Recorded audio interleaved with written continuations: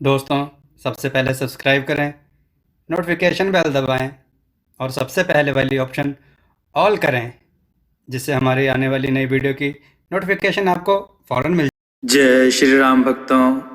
दोस्तों, ये कथा बहुत ही सुंदर है। आज की कथा है चतुर बुढ़िया का खेल। आइए कथा श्रवण करें। बहुत समय पहले की बात है। एक राजा था।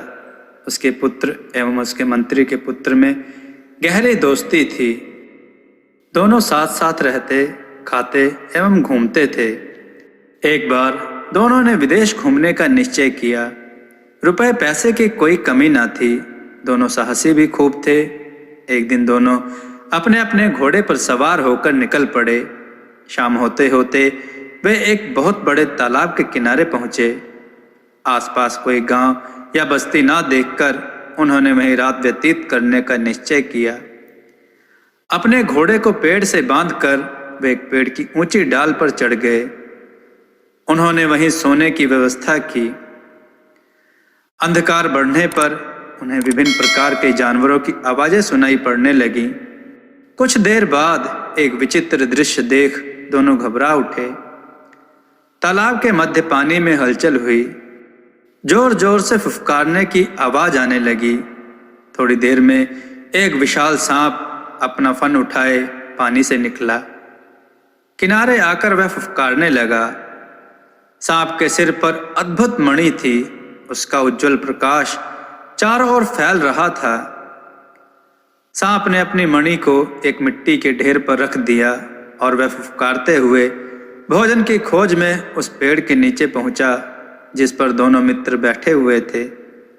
सांप ने दोनों घोड़ों को खा लिया।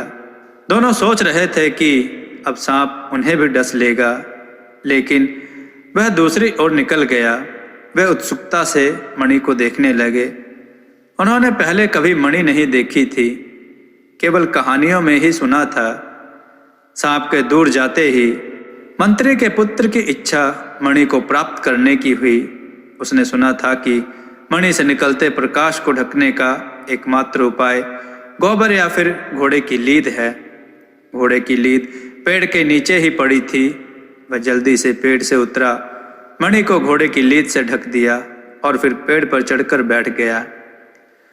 थोड़ी देर बाद सांप लौटा और मणि को ढूंढने लगा। मणि ना पाकर वह गुस्से से फन पटकने लगा। गुस्से एवं दुख से उसने वहीं प्राण त्याग दिए। सुबह होने पर राजा का बेटा एवं मंत्री का बेटा पेड़ से उतरे। मंत्री के बेटे ने मणि को निकाल लिया तथा उसे धोने के लिए तालाब की ओर गया। मणि को धोते ही उससे अपूर्व प्रकाश निकलने लगा।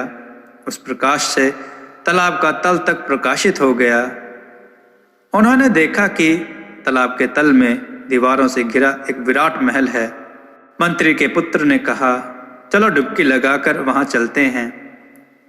राजा के पुत्र ने डरते हुए कहा, अगर वहां कोई दैत्य दानव हुआ तो?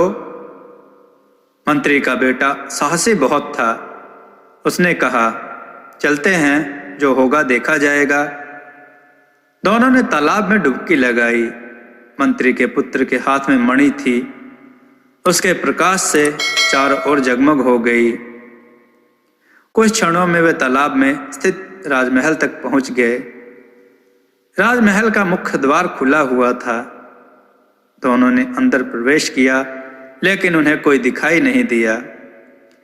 महल के चारों ओर बगीचा था। बगीचे में तरह तरह के फूल खिले हुए थे। महल की दीवारें सोने की थी, जिसमें हीरे जड़े हुए थे। महल के अंदर की सारी वस्तुएं सोने की थीं, लेकिन वहां कोई भी आदमी दिखाई नहीं दे रहा था। ऐसा लगता था मानो सब उस महल को छोड़कर अन्यत्र चले गए हैं। घूमते घूमते वे एक कमरे में पहुंचे। वहां सोने के पलंग पर एक लड़की को सोते देखकर वे आश्चर्यचकित हो गए। वह अत्यंत सुंदर थी। दूध के समान सफेद रंग था उसका। उसकी उम्र लगभग 18 वर्ष होगी। दोनों उसे आश्चर्यचकित होकर देख रहे थे। कुछ देर बाद लड़की की नींद खुली। उसने आंखें मलते हुए उन्हें देखा और घबराकर बोली, हाय, सर्वनाश, तुम लोग यहाँ कैसे आ गए? क्या तुम्हें पता नहीं कि यहाँ एक बहुत बड़ा सांप रहता है? वह अभी आएगा और तुम्हें देखते ही खा जाएगा। जानता हूँ, दोनों ने कहा। विश्वास नहीं हो रहा है, बिस्तर से उठती हुई वह लड़की बोली। उस सांप ने मेरे माता पिता, भाइयों, नौकर चाकर, सिपाही, स्वजन एवं समस्त आत्मीय जनों को खा लिया है, केवल मुझे छोड़ दिया।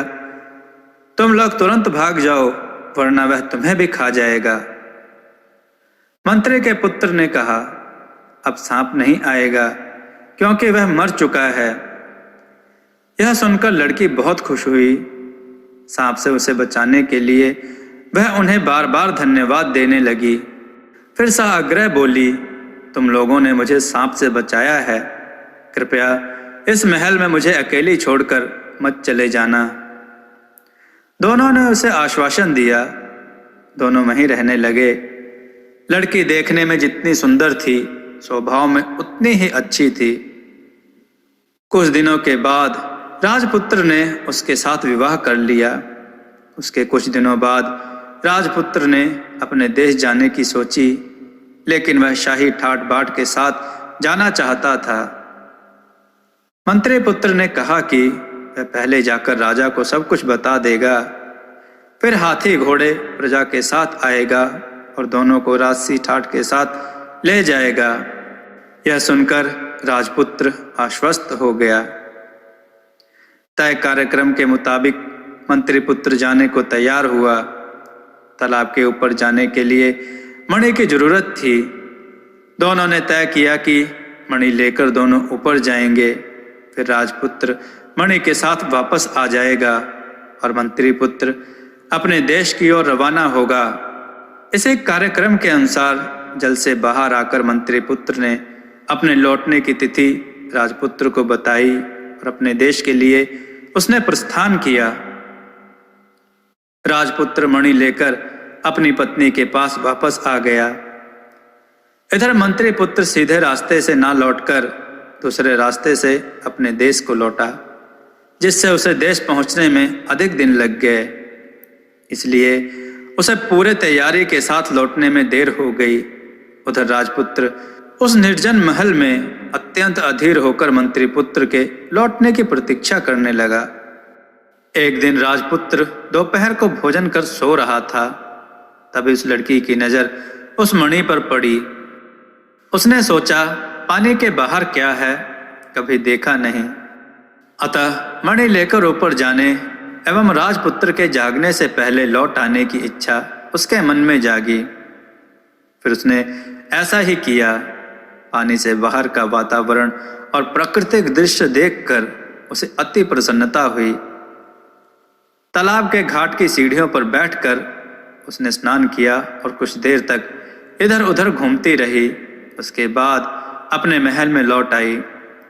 धीरे धीरे उसका साहस बढ़ता गया। अब वह प्रतिदिन दोपहर में राजपुत्र के सो जाने के बाद जल से बाहर आने लगी। जिस राज्य की सीमा के अंतर्गत वह तालाब आता था, उस राज्य का राजा अपने पुत्र के साथ एक दिन शिकार के लिए वहां आया। तालाब के पास ही उन्होंने अपना डेरा डाला। दोपहर को सभी खाने पीने में व्यस्त थे। राजपुत्र घूमते घूमते उसी तालाब के किनारे खड़ा हो गया। एक बुढ़िया वहीं आसपास की सूखी लकड़ियां चुन रही थी। वह लड़की भी रोज की तरह मणि लेकर तालाब के घाट की सीढ़ी पर बैठी हुई थी। अचानक उसकी नजर उन दोनों पर पड़ी। वह अत्यंत घबरा गई और तालाब में डुबकी लगाकर अपने महल में पहुंचकर उसने राहत की सांस ली। उधर राजपुत्र लड़की की सुंदरता पर मुग्ध हो गया था। ऐसी रूपवती कन्या उसने पहले कभी नहीं देखी थी। एक झलक दिखाकर वह अदृश्य हो गई थी। राजपुत्र काठ की तरह स्थिर खड़ा रहा और सोचने लगा कि कितना अच्छा होगा अगर वह रूपवती लड़की एक बार फिर उसे दिख जाए। लेकिन उसकी यह कामना पूर्ण नहीं हुई। वह पागल हो गया। बीच बीच में वह कहता, अभी थी अभी नहीं। कोई कुछ समझ नहीं पा रहा था। राजपुत्र